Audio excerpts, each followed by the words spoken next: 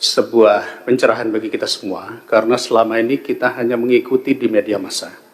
Kita mengikuti apa yang terjadi di Komisi 4 kemarin, beribut-ribut, dan tentu kami mengatakan ini akan sampai pula ke Komisi 2. Dan setelah penjelasan tadi, kita mulai melihat benang merahnya. Kalau saya perhatikan, benang merah ini berasal dari usulan desa.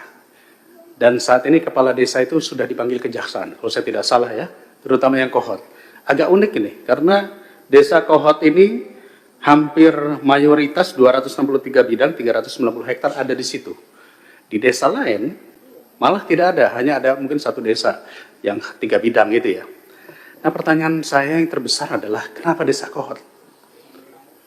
Kenapa harus di situ yang paling banyak? Padahal kalau kita lihat perluasan PSN tadi malah tidak ada sama sekali. Lalu kenapa pemerintah daerah, terutama dalam hal ini adalah Kabupaten Tangerang, dengan mudah membuat RT RW ataupun tata ruangnya tanpa melakukan pemantauan secara khusus? Saya mengapresiasi yang disampaikan Mas Menteri tadi, bahwa ini ada oknum ATR yang bersalah dan sudah dilakukan penindakan. Saya pikir ini sangat bagus karena jadi tidak melebar kemana-mana. Kita tahu bahwa usulan-usulan di bawah sekian ribu meter itu adalah di level kantah. Artinya ini sudah diselesaikan, oknum-oknum itu harus ditindak. Tentu harus melalui proses jalur hukum. Nah, tetapi sekali lagi, saya masih bingung, Pak Nusron ya, kenapa desa Kohot paling banyak dibanding dengan desa lain? Ya, bahkan saya dengar katanya kepala desanya naik Rubicon. Kami aja belum tentu kebeli di sini.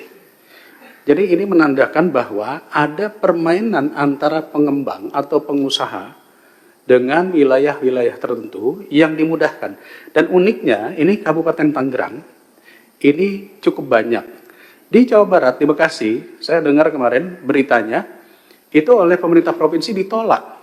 Penggunaan apa namanya, KPPRL itu ya. Itu ditolak. Padahal sudah mengajukan berkali-kali.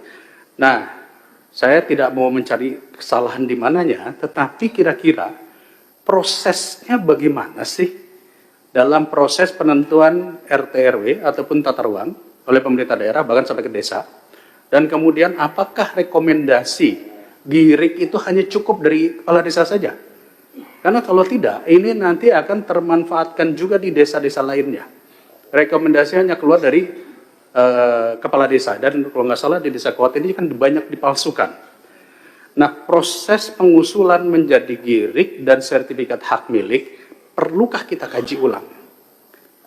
Karena kalau tidak, ini nanti akan terjadi di tempat-tempat lain, dan ini mungkin sudah terjadi di beberapa wilayah ya, Makassar dan lain-lain. Itu yang pertama. Yang kedua, saya pikir saya harus mengapresiasi rencana besar kerjasama dengan Kementerian Transmigrasi.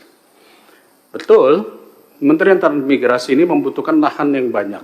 Karena konsep ke depan transmigrasi itu bukan hanya sekedar memindahkan orang, tetapi menumbuhkan wilayah ekonomi terintegrasi baru. Dari itu pasti membutuhkan lahan.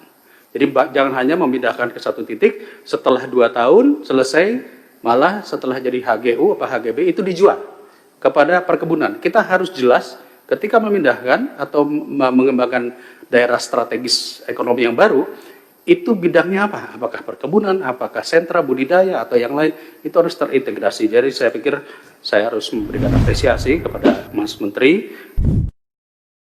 For more update, subscribe to our channel, click the show link and the join watching then videos.